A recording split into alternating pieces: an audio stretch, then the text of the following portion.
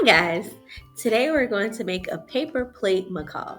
So you're going to need a few simple, common ingredients. I don't know why I couldn't think. So you need a paper plate, some scissors, and remember, always have scissors with an adult around. You'll need a green, red, and blue crayon or color pencil or marker, but we're going to use crayons today, and some glue stick. And if you have googly eyes, you can also use googly eyes, but we won't be using those today. So you're going to take your paper plate like this. You can start with me.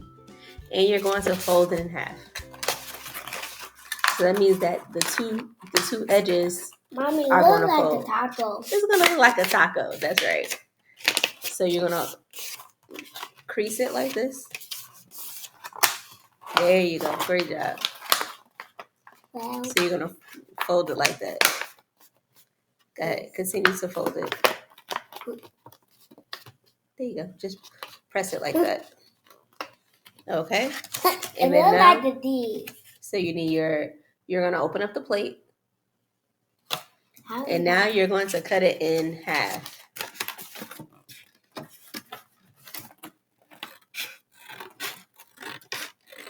It doesn't have to be exactly on the line, but as close to the line as you can.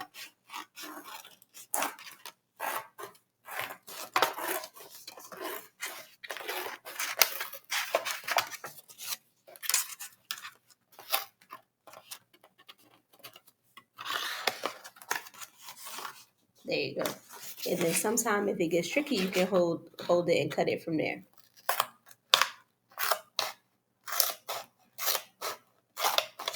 Okay, perfect. So now you can have two halves like this. So now we're going to use one half for his body and the other half for his head. So we're making a macaw bird. I like that tapper. So we're going to take this half and put it on top like that, and we're going to glue it together. Okay. Well, actually, you know what? We're not going to glue it yet.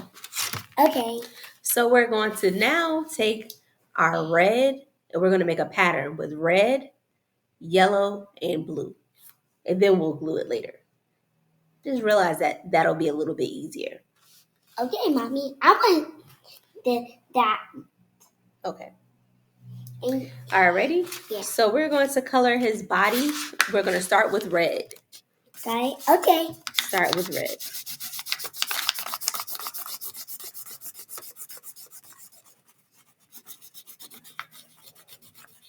Other red. Yeah, we're going to start with red. You keep doing it.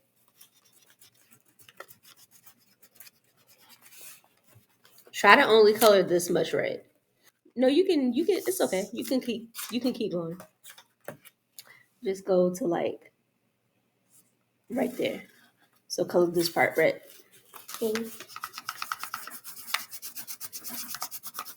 But Mommy.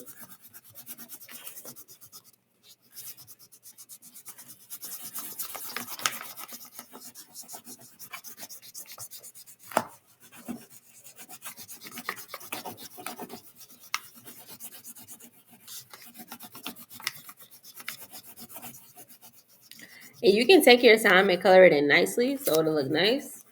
I just see my mouth. All right, let's finish. Okay. Focus, focus. Time to focus.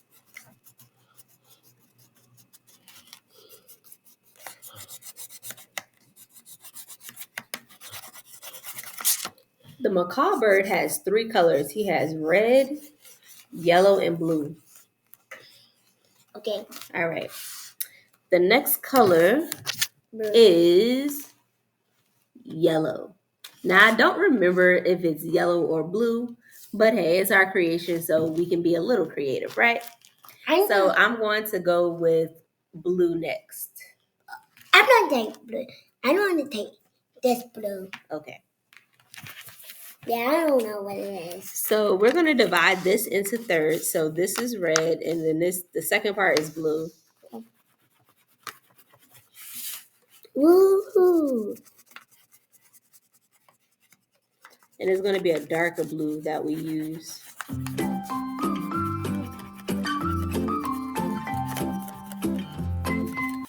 I just said so faster, like Flash. You're drawing. Sometimes You're coloring fast like Flash. Yeah, sometimes Flash to do it faster. Yeah, that's right.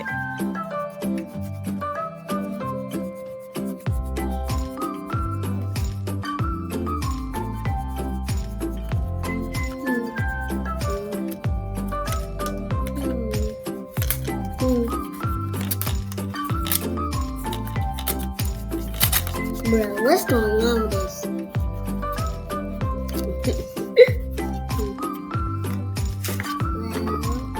And this is what it looks like so far. And the next color is going to be yellow. Okay.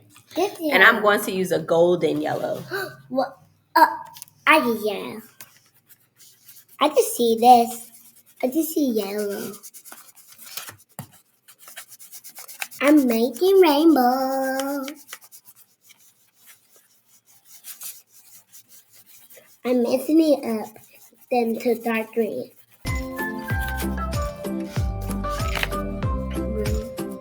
Are you making green? If you mix blue and yellow, it gets green. Did you just say that?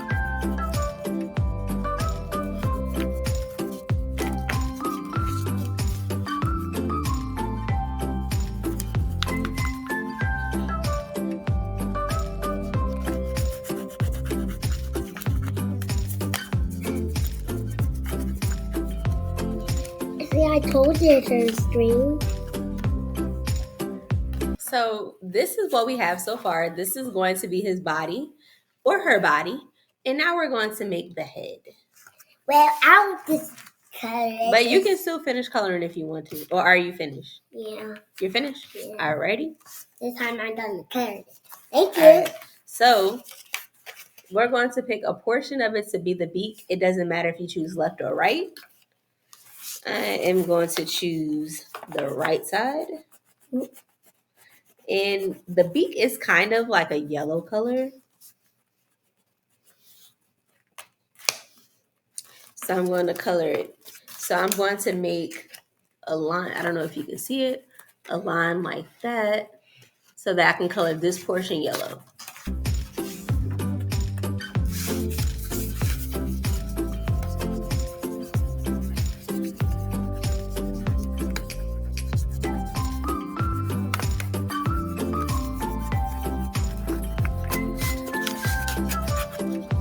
Whoa, I'm faster. Well, you see, you're faster too, Mommy. Thank you. But it's not a race. We just want to make sure we do our best. Or we could do it slower. Yeah, if we do it slower, then we can take our time and make sure that it looks nice, right? Well, my friend had a crayon. Okay. At school. So this is what it looks like so far. And now we're going to make an eye. So I'm going to use a gray crayon, but you can use black. If you have a googly eye, you can put that inside the circle. This is what I'm going to do. Yeah. Now I'm going to color it in. And then I'm going to color the rest of his head red. I want him to be red. I'm actually using a red violet color, but you can use regular red. That is fine. Well, I'm gonna get the yellow. Well.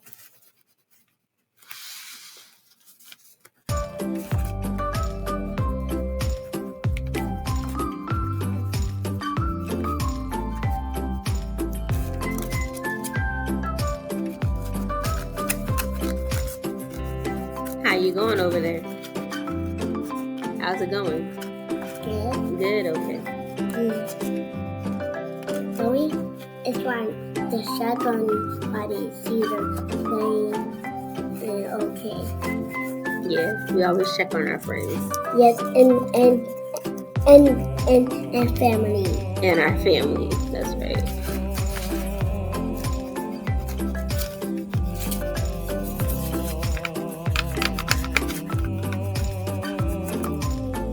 Done. Now I know what to do. Oh, I like it. It's so pretty. Thank you. You're welcome.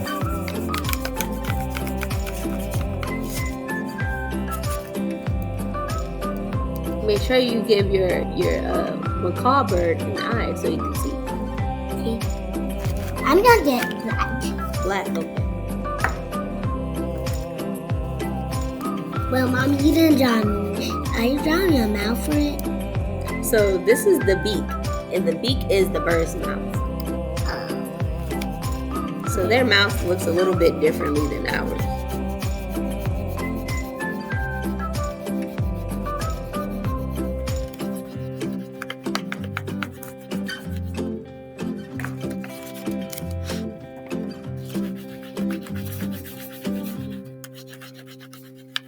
His eyes are blue. That's because I colored them blue. Well, like yours. I wish I would have drawn it right. I like yours too. Yours is cool. So this is the head, and now I'm ready to glue. So I'm going to glue it right here, like this. Hey, Yar. Thank you so very much. You're welcome, Mommy. You're an excellent assistant. And I'm going to glue a section.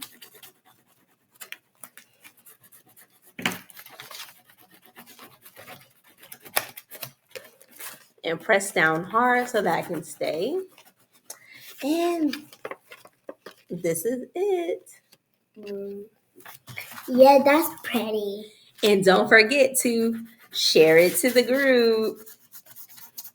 Derek is still working on his. I'm faster.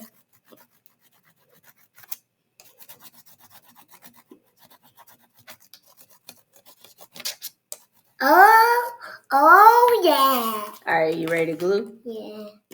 Thank you for sharing your glue with me. You're welcome. All right.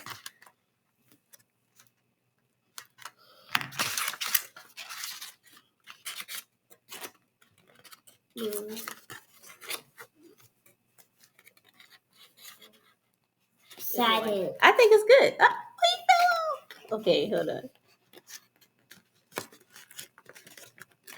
Well, I'm going to do a draw better than that. This is great. All right. See you soon. Bye. Download Chatterpix on the App Store to make your macaw talk. My name is Macaw, and I live in the rainforest. This week in Believe Academy, we're learning all about the rainforest. And we're making me a paper plate macaw. Rainforest Explorers. Illustrated by Nanette Reagan. Written by Marnie Willow. Max and Rosie were going to the rainforest on a very important mission. "What are we looking for?" asked Max as he clambered aboard the seaplane. "Orangutans," said Rosie. "They're a very rare kind of ape. Scientists want to know how many are left in the world, and our photos will help them work it out." With a whoosh, the plane took off, and soon they were soaring over the ocean. "So, where are we going?" asked Max, taking the controls. "Sumatra," said Rosie. "It's one of only 2 places in the world where orangutans still live in the wild." "That's a long way," said Max. "Good thing we have plenty of fuel." At last they found themselves gliding over the rainforest. Dense trees grew everywhere, crowding thickly together. "There's no open ground anywhere," said Max. "Now I see why we came in a plane that lands on water." They touched down with a splash in a slow, shallow part of the river. They tied their plane securely to the bank, then hauled their kayaks onto the water. "Let's go," said Max. I wonder where we'll find orangutans, said Max as they paddled along the river. Well, the rainforest has 4 layers, said Rosie. There won't be any in the top layer where the tallest trees poke out. Birds and butterflies live there, but only tiny monkeys can climb that high. Perhaps they'll be in the canopy, the thick layer of leaves and branches. Most animals in the rainforest live in this layer. Or perhaps they'll be in the understory, the dark, damp layer of ferns and shrubs. Or maybe on the forest floor. We might also see elephants or even tigers in this layer, said Rosie. Wow, tigers! Suddenly it began to rain. Max and Rosie quickly dragged their kayaks ashore. They ran to find shelter under the big leaves of a banana tree. Rosie was about to sit on the floor when Max suddenly cried, "Wait! Don't sit down! You'll crush the bugs!" Max pulled out his magnifying glass and leaned in close to peer at the creepy crawlies under the banana leaf. Beetles were busily breaking up dead wood and giant millipedes were munching on fallen leaves. "What are they doing?" asked Max. "They are recycling," Rosie said. "When trees and leaves die, bugs and beetles break them down. The food goes into the soil and new plants use it to grow. The rainforest wouldn't exist without mini beasts." Soon the rain cleared and Rosie and Max trekked on through the forest. Then Max stopped suddenly. "Ugh! What's that stench? It's like rotting meat," he said, holding his nose and following the smell. "A rafflesia flower! It's enormous!" he cried. "Look! This one's even bigger!" cried Rosie, standing at the foot of a giant lily. "It's a stinking corpse flower. I wonder why it smells so bad." And they watched a thick cloud of flies swarming around. "Oh, I know!" cried Max. "All plants need insects to help them grow. The disgusting smell attracts flies by tricking them into thinking there's rotten meat nearby." "That's clever," said Rosie, "but I don't know how flies can lick such an awful stink." Max caught sight of something. "Look!" he cried, peering through his magnifying glass. "I've found some footprints, but they're too large to be in orangutans." "Only one animal makes a mess this big," said Rosie. They followed the trail of broken branches and trampled trees and found elephants. "They're paddling in the river to get cool," said Rosie. Max snapped a photo of a baby elephant spraying water. "This is a great picture," he said, "but there are no orangutans here. Let's keep going." As Rosie and Max trekked on, there was a sudden deep rumble. "Is that thunder?" Rosie asked, looking up at the sky. Max shook his head nervously. "I know what that noise is. We better hide. Quick!" They scrambled behind a rock and peeked out, just as a huge tiger prowled past. 2 little cubs followed behind her, playing and pouncing at butterflies. The tiger gave another thunderous roar. "It's so loud," whispered Rosie. "Shh! She'll hear you," hissed Max. "We still haven't seen any orangutans," Max said when the tigers had gone. "Maybe we should try climbing higher up." They scrambled up into the trees, swinging from vines and clambering into branches.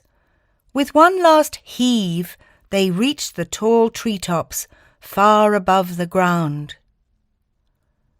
All around them, monkeys of different shapes and sizes chattered and screeched.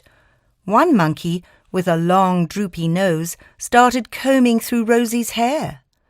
"What's he doing?" she asked. "He's checking you for fleas," said Max. "I haven't got fleas," Rosie giggled. But Max sighed sadly. "The sun is going down," he said. "I think we've run out of time to find orangutans." Max and Rosie climbed back down from the trees and put up their tent.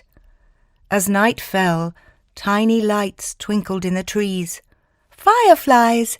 gasped Rosie.